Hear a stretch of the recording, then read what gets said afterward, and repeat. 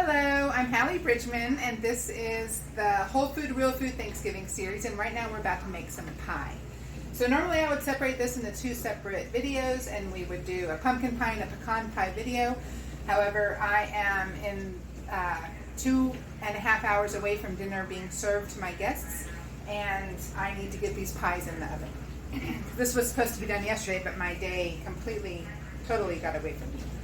So I'm going to start with 2 cups of flour. This is my grain mill bucket. This is fresh milled flour. This is, for those of you who mill flour, this is soft white wheat. If you don't mill flour, go ahead and use unbleached white flour. Don't use store-bought wheat flour unless you know where it's ground. So that's, I told you my grain mill died today in another video. This is the last batch of grain that I was able to mill before it died. So to this 2 cups of flour, I'm going to add 2/3 of a cup of butter plus 2 tablespoons. So I am making two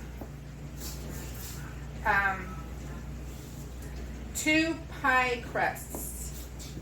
So that's why I'm doing 2/3 and 2 tablespoons instead of 1/3 and 1 tablespoon. So 1 cup of flour and 1/3 cup and 1 tablespoon per pie crust. If I was making a top crust, I would use this recipe. I would do the double recipe. So I grew up with Crisco is what we used at home, and I used to make pie crust out of Crisco, and that was really good pie crust. But Crisco is a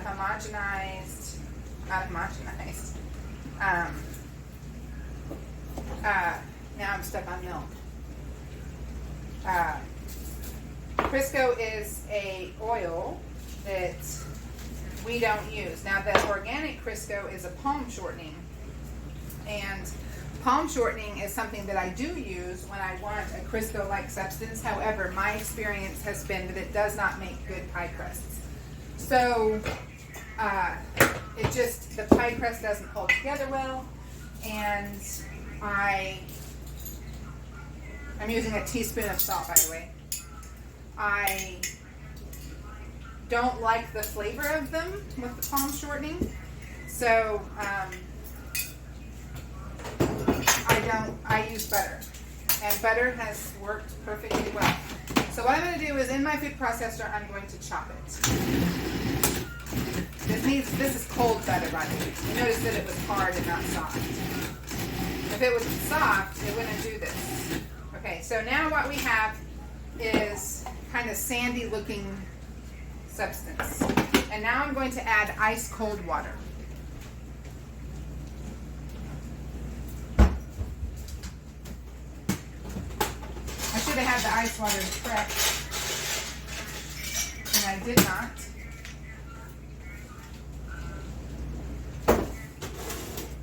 And that's my fault. Okay, so ice cold water.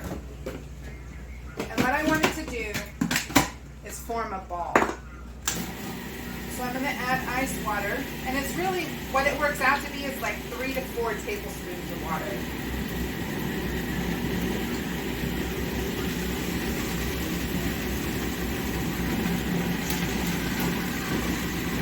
Now it's forming a ball, see? That's good. Might even be a little too wet.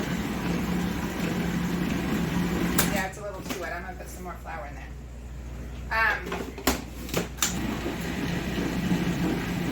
The less I handle this with my hands, the better, because my hands are warm, and so is this kitchen, because the oven is on next to me, because we're about to put some pies in the oven. All right, so pie dough. So basically it's fat, flour, and cold water and salt. Alright, so I'm going to cut this in half. Half for one pie, half for the other. Set this aside. Now, to roll a pie dough, just create a disc. Oh, by the by, you don't need to have a food processor to do it. You can use a pastry cutter, which I have. This is what a pastry cutter looks like. Or you could use a fork. It doesn't matter. I just do it in the food processor because I'm lazy. All right. So I'm going to roll it into a circle. This is very soft, softer than I like. I added too much water.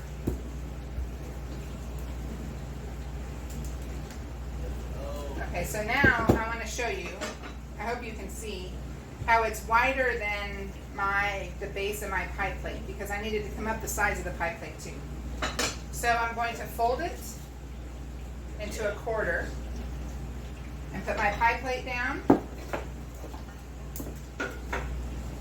and put the point into the middle of the pie plate and then unfold it. All right, see? Now, let's make it pretty. So I'm going to fold these edges.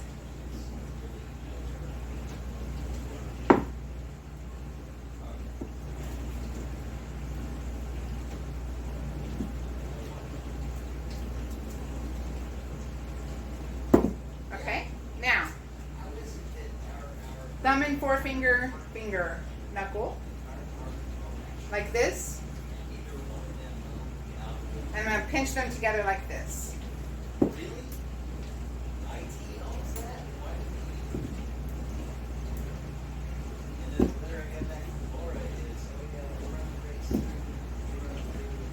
All right, pie. Next. Put some water, flour down, make a disc. Make sure that it's floured well because it's really soft and really, it would be sticky if I let it. And roll this one out too.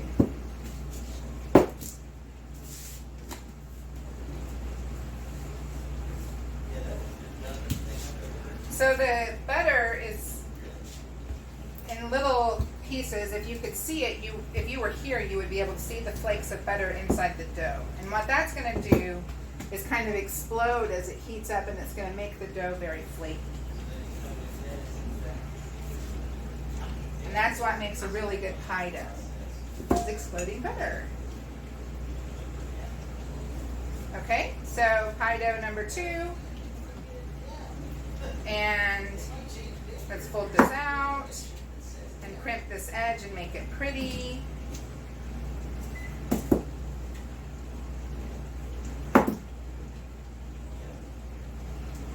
Okay, ready? Finger, thumb, knuckle, squeeze them together.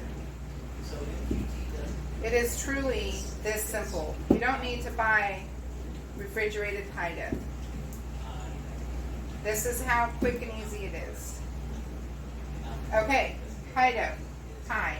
I'm going to pause, clean this off. We're going to come back and we're going to make pumpkin pie. Welcome back. So we're making a pumpkin pie. This is the pumpkin that I roasted in the oven, and then I scraped it out of the shell. And then in my food processor, I blended it till it was smooth. So now it's very similar to the consistency of the packed pumpkin that you would get in a can. So I'm using 1 3/4 cup of pumpkin. That's the equivalent to about a can.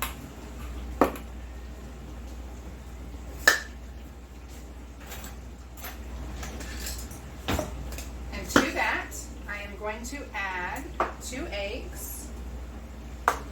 Pumpkin pie is basically a custard, a pumpkin custard. Custard is egg and sugar and then something else.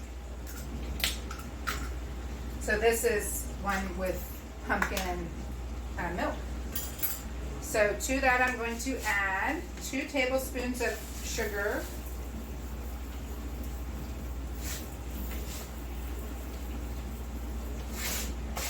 And 2/3 of a cup of brown sugar.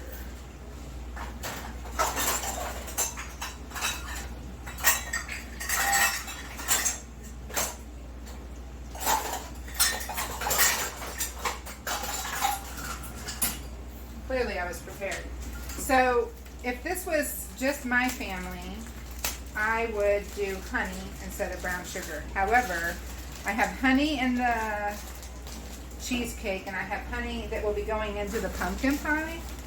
And so I'm going ahead and using sugar, not pumpkin pie, pecan pie, in case there's someone who is coming over who doesn't necessarily like the flavor of honey. Because honey has a distinctive flavor even in baking. Okay, I need a half a teaspoon of nutmeg, and I'm going to grind my own nutmeg. I prefer the flavor of fresh ground nutmeg to the flavor of jarred nutmeg. And I buy ground cinnamon and I buy ground cloves. I like my nutmeg whole. It's just something like the flavor dissipates once it's ground. I have cloves. I need 1/4 teaspoon. Ground cloves. And smelling these, I think I might have actually ground those myself and put them in that jar. A half a teaspoon of cinnamon. A half a teaspoon of salt.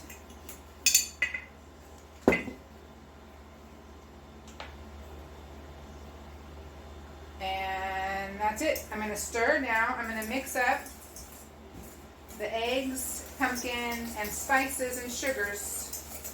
And then I'm going to add milk. And the reason is, if I was using canned pumpkin, I would know exactly how much milk I needed. But because it's a fresh pumpkin, different liquid contents, different environment, whether it was boiled or roasted, all of those factors come into play. And so I don't want to overdo. So now this is evaporated milk, not sweetened condensed milk, evaporated milk. You can use regular milk. I like the flavor of the evaporated milk in my pumpkin pie.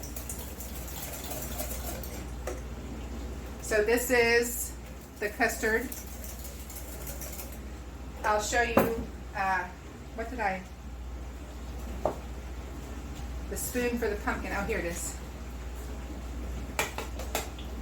Let's get some of that off. I wanted to show you the consistency. Okay, so this is the consistency that you want. Kind of like really thick eggnog. And I'm going to pour it into my pie shell. And that's exactly enough. And I'm going to put it in the oven. I'm going to bake it for about 50 minutes. Or until a knife inserted into the center comes out clean. All right, we're going to clean this up and come back and do pecan pie. Hello. This is so no, we're not starting over. We're still in the middle of a video. I'm sorry. I would restart now if I was starting over. All right, we're doing pecan pie. And I need, now my pecan pie recipe calls for corn syrup and sugar. And I wanted to real food up the recipe because I don't want corn syrup. And so I tested this week, and my custard of the pecan pie curdled. That is, what happened was the proteins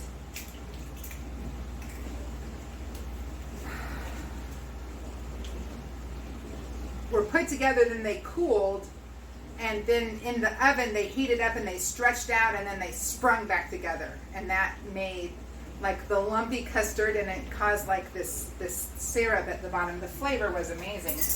And so what it is maple syrup, honey, instead of corn syrup and sugar. And so I researched it, and I have heated up. This bottle is hot.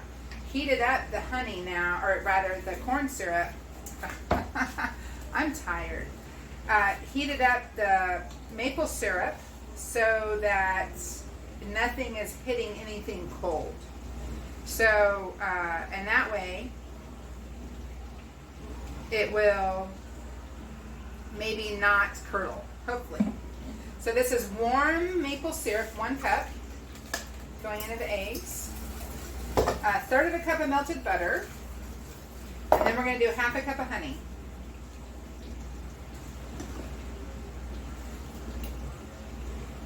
Try to use local honey that's local to you, because that's really good if you have seasonal allergies. Your body's going to take the pollen that the bees use to make the honey and do happy things to your allergies with it. Okay. And then 1/2 teaspoon of salt. So that's the basicness of pecan pie. Sugars, butter, that's what gives it its smoothie silkiness, and egg. Okay, so that's my custard base. Now to that I'm going to add a cup of pecans.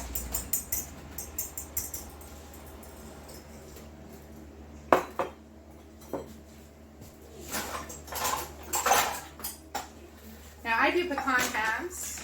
I prefer them. You can do chopped up pecans, it doesn't matter. If I wasn't hopelessly lazy, I would make a pretty design in the bottom of the pie shell, then pour the custard in and it will raise the design a bit. That's not me. Alright, so a cup of pecans are going into my custard. The custard is going into this pie shell. The pecans are going to float to the top. That's normal. That's why making a design is easy. I squish them, make sure that there's pecans on every slice, and then this is going into the oven for about 35 or 40 minutes, next to the pumpkin pie we made a few minutes ago. So I'm going to set my timer for 35 minutes, and